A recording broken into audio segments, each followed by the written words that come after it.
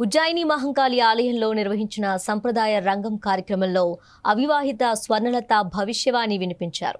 ఆలయంలోకి ప్రవేశించిన ఆమె భావోద్వేగంతో పాటు ఆగ్రహ స్వరంతో మాట్లాడారు. తనకిచ్చిన మాటలను నిలబెట్టుకోలేకపోవడంపై అసంతృప్తి వ్యక్తం చేశారు. భవిష్యవాణిలో మాతాంగి స్వర్ణలత మాట్లాడుతూ తాను సంతోషంగా రాలేదని, ఆగ్రహంతో వచ్చానని అన్నారు. 2 సంవత్సరాలుగా తన విగ్రహాన్ని ప్రతిష్ఠిస్తామని చెబుతూ ఇప్పటి వరకు ఆ పని పూర్తి చేయలేదని ఆగ్రహం వ్యక్తం చేశారు. అయినా మీకు ఎలాంటి ప్రమాదం వచ్చినా తాను కాపాడుతున్నానని, కానీ మీరు ఇచ్చిన మాట నిలబెట్టుకోవటం లేదని అన్నారు. నేను సంతోషంగా వచ్చినాను అనుకుంటున్నా, క్రోధంతో వచ్చినా నేను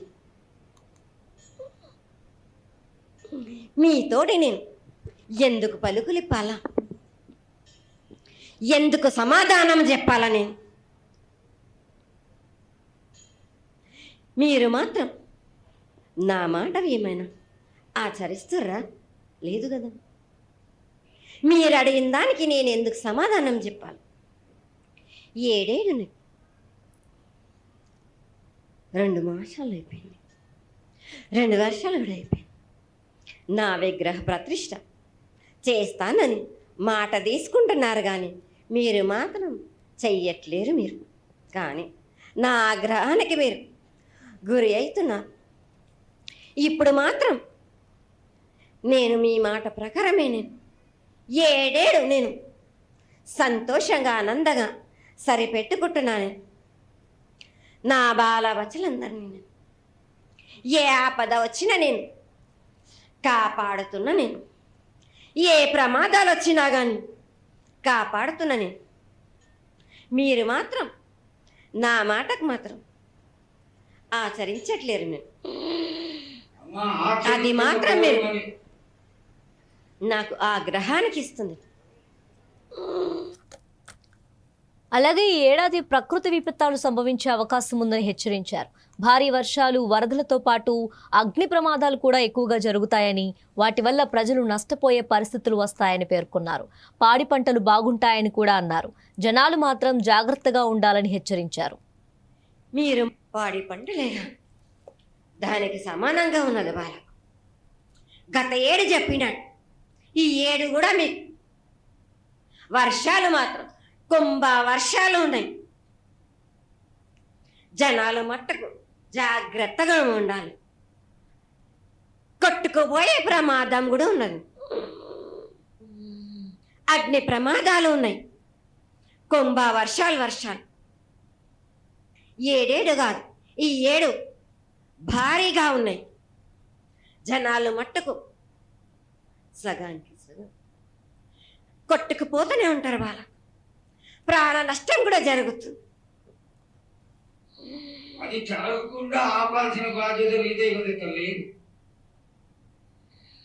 7 ఏడు కాదు వాళ్ళు, అది జరుగుతూనే ఉంటుంది. కానీ ఈ 7 మాత్రం భారీగా ఉంటాయి. ప్రమాదాలతో పాటు వాయు వరసలు లేకుండా జనాలు బాలబచ్చలు ఇట్లా ప్రవర్తిస్తుంటారు. మరోవైపు ప్రజల ప్రవర్తనపై కూడా ఆమె ఆవేదన వ్యక్తం చేశారు. సమాజంలో వావి వరుసలు లేకుండా దారుణాలకు పాల్పడుతున్నారని అన్నారు. అటువంటి వారిని తాను ఏమాత్రం వదిలిపెట్టనని స్పష్టం చేశారు. పిల్లల పెంపకంలో తల్లిదండ్రుల బాధ్యతారాహిత్యాన్ని ప్రస్తావిస్తూ పిల్లలను ఊరి మీద వదిలేసినట్లు ప్రవర్తిస్తున్నారని ఆవేదన వ్యక్తం చేశారు.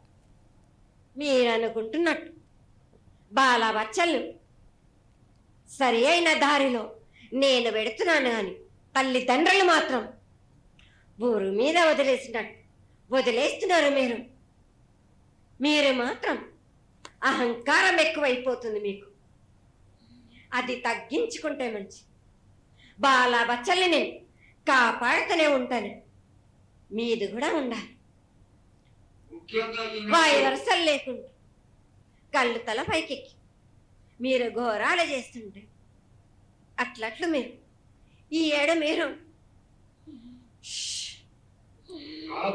ప్రమాదాలు జరుగుతూనే ఉంటాయి. ప్రాణ నష్టం కూడా జరుగుతూనే ఉంటాయి. ఈ 7 నాకు బాగా నాకు ఇబ్బందిగా ఉంది. నాకు కానీ సంతోషం అనేది లేకుండా చేస్తున్నారా మీరు? ఎంత విధంగా నేను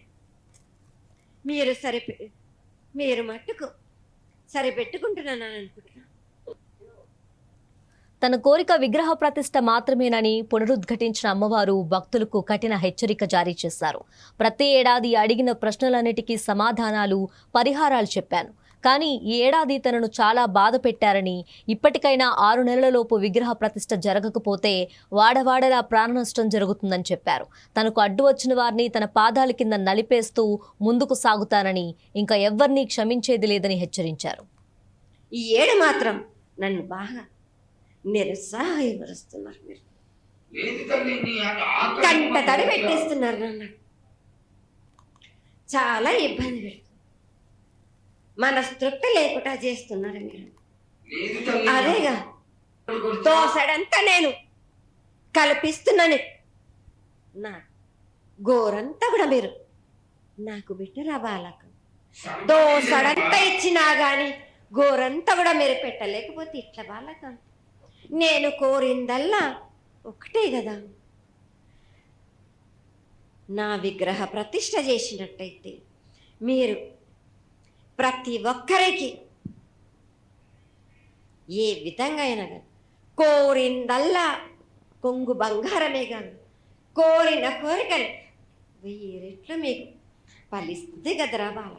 తొందరగా చేయడానికి ఈ 6 మాసాలలోపు మీరు జరిపించకపోతే వాడవాడల నేను ఇప్పుడు ఎట్లు చూపిస్తున్నాను, ఇంకా మించి నేను ప్రాణ నష్టం జరిపిస్తాను.